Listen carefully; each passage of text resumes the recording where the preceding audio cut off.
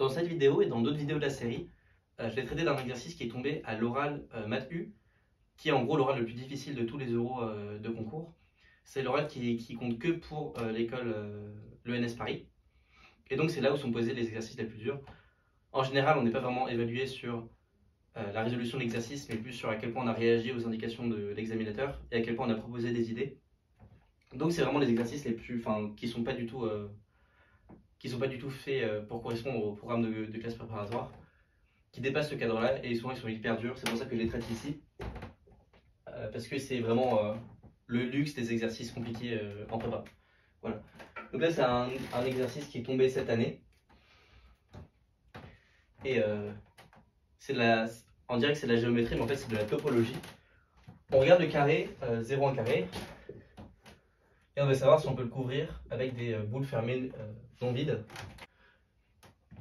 Voilà. Et en fait, on va ramener cet énoncé-là à un lemme, un ensemble connexe métrique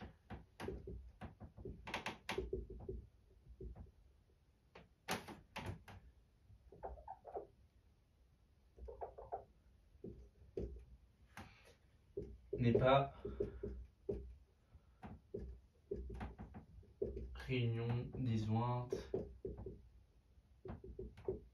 dénombrable de fermé. Voilà. Je ne sais pas s'il y a des preuves directes pour cet énoncé-là, mais je suppose que quand il a été posé cet exercice, peut-être qu'il y a une indication pour chercher de ce point de vue-là. En tout cas, ça résout l'exercice, parce que 0 en carré, c'est un ensemble connexe par arc, et que les boules sont fermées.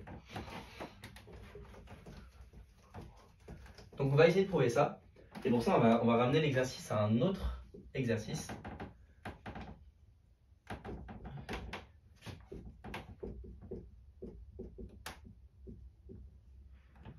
Qui est que 0,1 n'est pas une réunion disjointe dénombrable de fermé.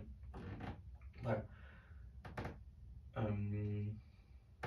Et en fait, j'annonce que ce lemme 2 prouve le lemme.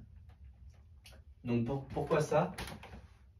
C'est parce que si je prends x différent de y dans E, avec E l'ensemble E, l'ensemble CPA métrique, j'ai gamma tel que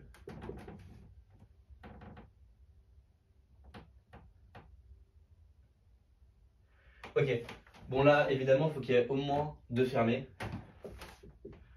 Dénombrable, des fois on dit que quand on est dénombrable on est infini. Il faut qu'il y en ait au moins 2, sinon ça marche pas. De fermé, donc différent de l'ensemble vide. Ok, donc tel que x appartient à F1, on fixe, on numérote les fermés FI, et y n'appartient pas à F1. Y appartient à F2. Voilà. Et donc ce qui se passe, c'est qu'on a un chemin.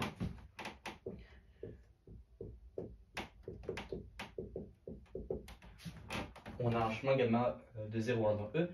Et ce qu'on va regarder, c'est. Je vais montrer que 0,1, c'est l'union des gamma moins 1 de FI. Ok. Bon, là, il y a peut-être des ensembles vides, mais tout ce qu'on a besoin pour ce lemme-là. 0,1 n'est pas réunion disjointe dénombrable de fermés non vides, à condition qu'il y ait au moins 2 fermés. Il suffit juste qu'on ait 2 fermés. Et c'est gagné parce qu'on a gamma moins 1 de F1, qui est non vide. On a gamma moins 1 de FI ou Y, Y dans F2.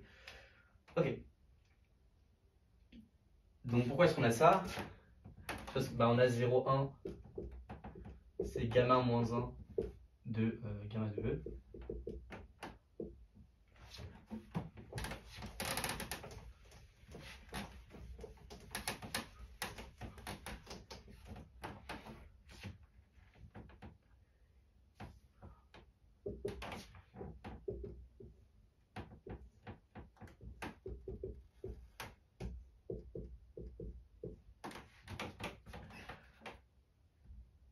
Voilà, et on peut supposer que gamma est injective sans perte de généralité, quitte à déconnecter le chemin dès qu'il n'est pas injectif.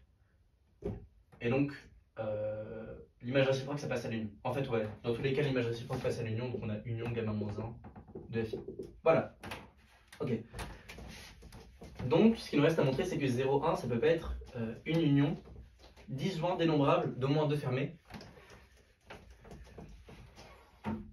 Et donc pour ça, on va écrire 0, 1 égale union I des FI.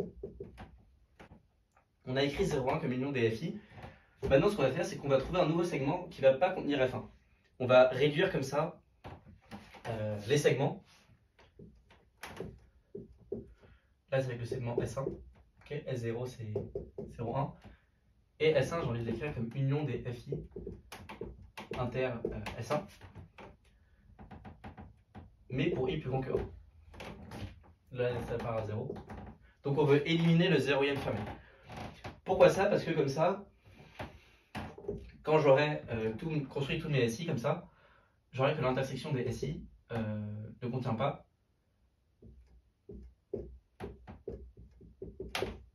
FJ, okay, par construction. FJ il n'est pas contenu dans SJ plus 1, donc il n'est pas contenu dans SI. Et donc en passant à l'union, on n'a que intersection des SJ inter S0, c'est l'ensemble vide, mais ça c'est pas possible, parce que c'est des segments boités. L'intersection des segments décroissants, c'est non vide. Voilà. Donc pour ça, on va dire, on va fixer J tel que 0 dans FJ. Ok. J ça peut être 0, enfin ça peut être 0, mais c'est pas grave. Si J est dans 0, alors on regarde le maximum.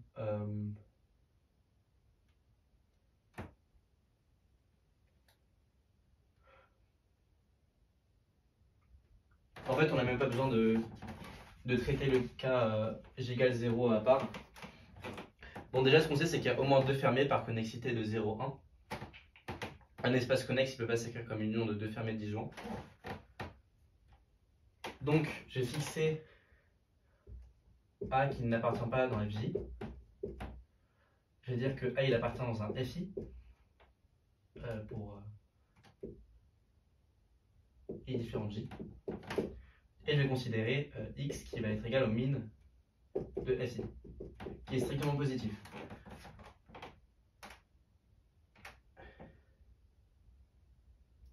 Bon, bah, ce qu'on a, c'est que X, il n'est pas dans F0. Comme le complémentaire de F0, c'est un ouvert, il existe un segment S1. C'est-à-dire que S1 inter F0, c'est l'ensemble vide. Ok? Et S1 contient X. S1 contient forcément au moins 2 fermés. S1, c'est un voisinage qui contient X, donc il contient un petit ouvert. Là, on a X et là, on a S1. Donc, le voisinage S1, il contient une partie de F1, de FI, pardon. Donc là, on a FI. Il contient une partie de FI, mais il contient aussi un élément qu'on va dire Y strictement plus petit que X.